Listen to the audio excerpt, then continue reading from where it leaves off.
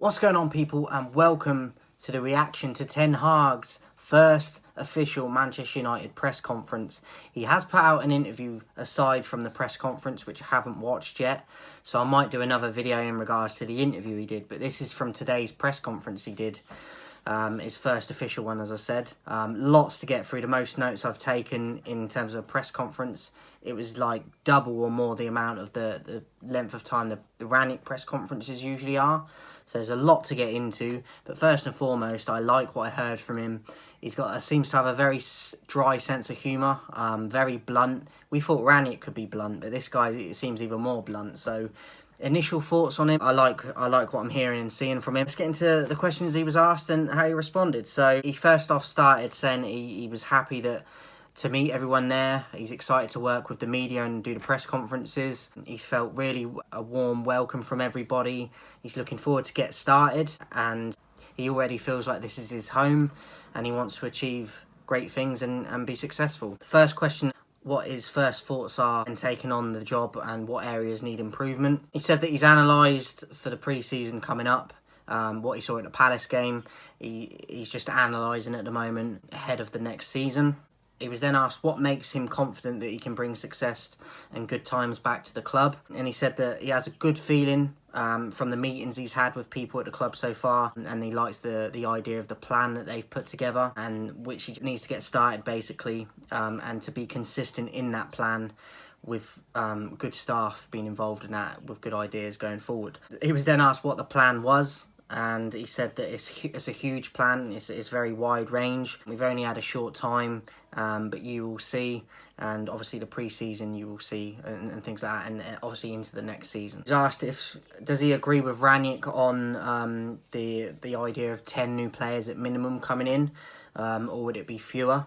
And he said that he's still in the process of analysing the squad before deciding on what he's going to do next, but he does think that it has huge potential after a couple of seasons ago when we finished in second place. So he said that he's still analysing, but obviously there's a huge potential, especially after that second place finish that they got not too long ago. He was then asked what the first steps are in regards to changing for the better, and he said initially it's constructing the right staff, the squad, and having a good plan for the pre-season. He was asked, have you thought about the psychology and changing the atmosphere around behind the scenes and around the club at the moment? And he said that wherever he goes, they always try to know the history and the spirit of the club they're at. He says, and he knows the great history that this club has, but he knows as manager on an individual basis that he needs to bring a dynamic and demand a lot from people to achieve success. So I love that answer, and I love the bluntness of it, and he's not shying away from his personal responsibility as the manager coming in. He knows that he's got a lot of eyes on him, and he seems to be embracing it. So loved how he answered that. He was asked how long until challenging for the league again do you think it will be, and he said that he's not thinking about that right now. It's a project and that takes time. We want to win, and he has to go game by game and just see how it goes, basically. He was then asked, was he worried about joining the club in the status in it at the moment and everything going on with it, because at the moment he's got a massive reputation as a manager, and it's a very big risk for himself on a personal level. But he said that he doesn't see it as a risk. This club has a great history. Let's make a future. He said that he was really excited to get going. We're going to bring in some new staff as well. He said we analyse the squad, and we'll have to go day to day. He wants people that are going to work hard, 100% committed, and he said that if that is all on board and that is there, then he's sure that we will achieve successful things. So I loved again the way he answered that. I like the idea of the new staff coming in as well. He was then asked, how ready are you to challenge yourself against some of the best coaches in the world in the Premier League? And he said it's fantastic, but I know how to deal with them. I've come up against them previously, and he knows what he has to do, and he said he looks forward to battling with them. And I love that as well, because he goes on to say that he admires Klopp and Guardiola for what they're doing currently, but he's not afraid of that. He's excited to challenge them and see if he's got what it takes to go head to head with them, basically. And I love that. No backing down from them, and you need that. So I loved how he answered that. And asked, is it a case of evolution or revolution for the club?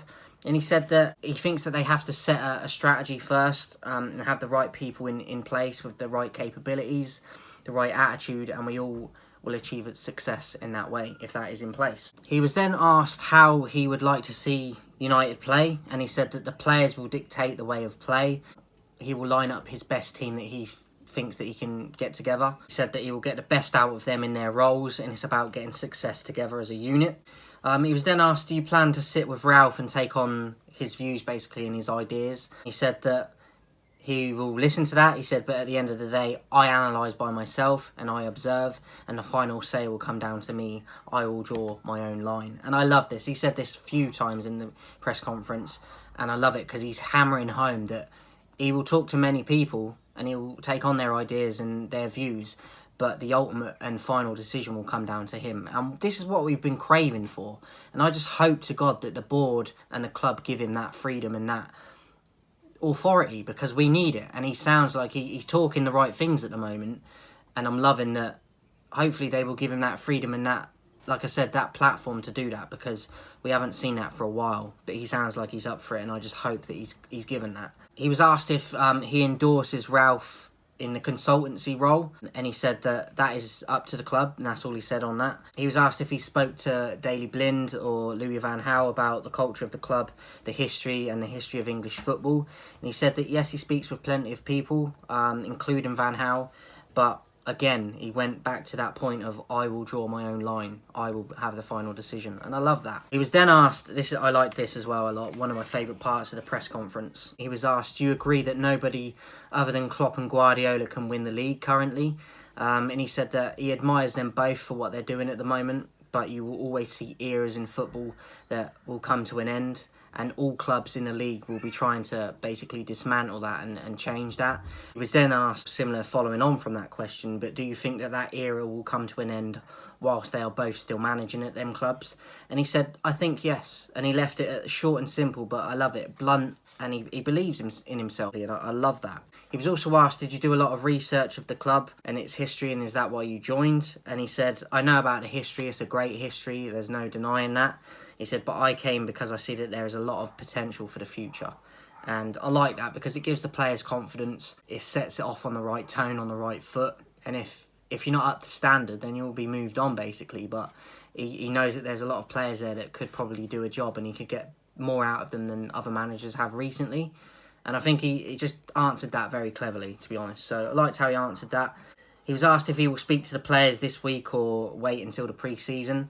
And he said that the players need a break first to reflect on this season, but he cannot wait to get started, and that he will wait until the end of June to speak with the players and to speak to the majority of the rest of the team in the first weeks of July. I think that's good as well, because he's winning the players over. He's letting them have their break now instead of just coming in and being a dictator. We know that he sounds harsh and blunt, and he's going to be demanding, but he's allowing them to have their break and a bit of rest time before it really gets going again. So I think he's clever in the way he's doing it. He was then asked, what do you need from the club to support you to get the best out of the team to going ahead to be successful? And he said that we've had good talks, good meetings. We are on the same page. Like I said, I have confidence in the project, and with the right strategy, we can do well. And it's just a case of getting started now. He was then asked, do you see similarities between Ajax and Manchester United? And he said, yes, I see similarities. First and foremost, they both the red kits, the red and white. He said, but both clubs are used to success, and this is the biggest similarity. And I love that again, because he's setting standards already. He knows that not winning titles is not good enough for this club. And again, very cleverly answered. He's setting standards already before he's even met the players and got into them. Like, he's saying this with these messages, and I love it. He was then asked, what will McLaren and Van der Gaag bring? And he says that they both know how to get success. They've both won titles in their careers, and that's why they're here. And he was then asked is the club equipped in regards to recruitment, in bringing in who you want to bring in? And he said, yes, it's an important part, and I would like to work with them. He was then asked, another part of the press conference I really liked in how he answered in a minute in regards to Ronaldo. Someone asked, does Ronaldo fit into your project? And he says, yes, of course he does. He brings goals. Love that. It was very funny. But this part especially I loved. He was asked, are you looking for more leadership from Ronaldo in regards to the project? And he said, I will talk with Ronaldo before I talk with you. I love it, because he's putting the journalists in their place whilst not going too overboard. He's shown that there's a line of respect of which you shouldn't cross. And my players come first before you journalists. And I'm a journalist myself, but I love the fact that he's setting that boundary already. I will talk with Ronaldo before I talk with you. Putting him in their place straight away. So there can be no fogginess. There's a clear line of what you will get from me. And I love it. He was then asked, what is your first impression of Manchester? And he said that I am impressed. It feels like home already. And I cannot wait to get started and that first game in charge. And to see a full stand at Old Trafford. Loved it, and it gives me goosebumps thinking about it. He was asked, what did you feel when you watched United on TV in the past and what Old Trafford offers? And he said that, I have seen big teams in the past with United. He is a Manchester United supporter in terms of any English club as well. Growing up, he supports United. And he said that there always seemed to be a fantastic ambience at Old Trafford. And he said that he can't wait to experience that for himself. He was then asked, does this seem like this team is low on confidence from what he's seen initially from the Palace game and everything else? And he said that he's observed and analysed what he has so far, but it's from his side and he wasn't in charge for the Palace game. He said, but from what he's observed and analysed, I take this on board, basically, this information, and I will take that into next season. He was then asked, do you see Maguire as captain next season? And he said, next season is different. He did a great job. He is a great player who has achieved a lot, and I look forward to working with him. This is the only part of the press conference I disagreed on, because I don't think Maguire is good enough. He might prove us wrong, but at the moment I think it's no secret that he's not a leader at the moment, Maguire, for us. He shouldn't be the captain currently, and I don't agree that he's performed and offered a lot this season, and Ten Hag said he has. But I disagree with him on that one. And maybe we will see Maguire prove us wrong, but I just feel like we won't. And I feel like we need to move him on. But we'll give him a chance and see what he does. But for me, he shouldn't be captain, and his performances prove that, let alone just leadership qualities. So he was then asked, do you take Van Gaal's advice about joining a football club rather than a commercial club before deciding to join the club? Because obviously, for those that don't know, if you don't know, I don't know where you've been, but Van Gaal said that after he left United, after his spell, that Manchester United is more a commercial club than a football club. He said that, I draw my own line and my own conclusions, but I'm convinced that this is not the case in terms of it being commercial club before football club. He said every club needs the commercial side nowadays for the revenue and to compete at the highest level and the revenue it brings in. But he said, but for me, football comes first in this club. And he's convinced that it does before the commercial side. Now, I disagree with him on that as well. But you're not gonna agree on everything, are you? And hopefully he's right. But we know at the moment and currently, it is a commercial club ahead of the football side of things. Because if it wasn't, we'd be challenging for trophies. And that's just plain and simple. So hopefully he can change that. And like I said, we're not always going to agree on everything he says. The majority of the press conference and the answers he did give, I was more than pleased with. Hopefully he can win us over and change that, because it's no secret at the moment. It is a commercial club, first and foremost, before it's football. And the results prove it, and the position in the table proves it. And then lastly, he was asked, looking forward to meeting up with Donny van der Beek again. Obviously, they had time at Ajax together, got to a semi-final of the Champions League together. And he was a vital cog in that team under Ten Hag. So he said that, of course, I'm looking forward to meeting up with Donny again. We had a really good relationship before. And that was basically it on what he said about that. And Donny obviously scored for Everton last game of the season yesterday. And I don't think he got a fair crack at a whip under Ollie. I think we all know he was really mistreated under Ollie. And it was pretty disgusting at times. Because a lot of us have seen what he's capable of and what he can do under Ten Hag at Ajax at the time. And he definitely wasn't given a fair crack at a whip, especially when players in his position weren't performing. He still couldn't get given a fair crack. So I think he will get given time by Ten Hag. And then if he fails, he fails. He's been given the chance, and you can say, okay, it's not going to work. But I think it will work because of their relationship, and he knows how to get the best out of him. So I'm excited for that, and I'm excited for Donny, because he still hasn't had the time that he should have had when we signed him. And he hasn't been utilised and used how he would have expected as well. So I'm looking forward to that, and I thought it was a good way to end the press conference on a lighter note after a few things I disagreed with. But look, we're not going to always agree on things, but on the majority, I thought he did a very good job. And I'm excited for the pre-season, let alone a new season, to see what he's going to implement in his style of play and the players he brings in and the players that go. Look, we'll have to wait and see, and hopefully he can do a great job. I wish he will, and I hope that he can, because so far he's talking a great game. He's just won the title with Ajax in Holland. Yes, he lost the cup final, but he's won the league, and I know it's not the same level as the Premier League, but we have to give him time, and he has to be given that freedom. That's the most important thing. He has to be given the freedom with the recruitment of the players and the right players he wants to bring in and the players he wants to get out of the club, and not base it on we can't afford to lose him because of the commercial side. This is where it all comes in and gets a bit sticky. And this is where the previous managers haven't been given the freedom and kind of demanding certain players and things that they need to be gone and players they want in has not been allowed to certain managers in the past. And that's not a secret. And Rangnick's hinted at this. And now this is what we need Ten Hag. We need him to be given that freedom and that trust.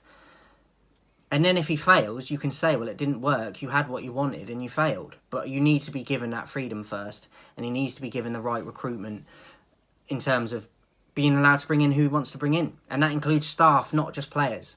So I'm very pleased with the press conference overall. Very good first impressions from him. He tends to have a dry sense of humour, as I said, but that's not always a negative thing. I quite enjoyed it, to be honest. We have seen Rangnick be pretty blunt at the end of the season in press conferences and interviews after games.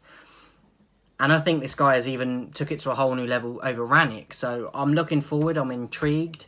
And I can't wait for the pre-season, let alone the new season to begin. I'm not saying we're going to win titles with him, but I do think that we will see progress. Because I think he's got more capabilities than Rangnick has. And I think Rangnick's got a good eye for spotting the right person.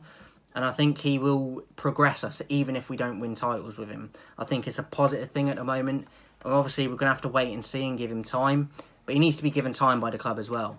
It's not going to be a quick fix. And as long as we see improvement next season to the season just gone, I'm okay with not winning titles. Because I think we're far off it anyway. But we just want to see improvement as fans. And play the right players in the team that want to play for the club. Because I think that's been going missing as well. And I don't think that's a secret. That's it for the press conference, guys. Let me know your thoughts on it. And your first thoughts and impressions on Ten Hag. I like what I see. I like what I hear from him. But I liked it with Rangnick at the start. And it didn't really go to plan with that. So we have to wait and see and be patient. But I've got a good first feeling about it. And as I said, as long as we see progress next year, even if we don't win a trophy, it's the way about in which, even if we're going to lose games, how you lose them games. And is it going to be closer than it has been at times this season? Are players going to down tools? I just want to see progress. Hopefully we see it. Let me know your thoughts in the comments, guys. And before I go, 2,000 subscribers by the 1st of June is the target. I can only do it with your support.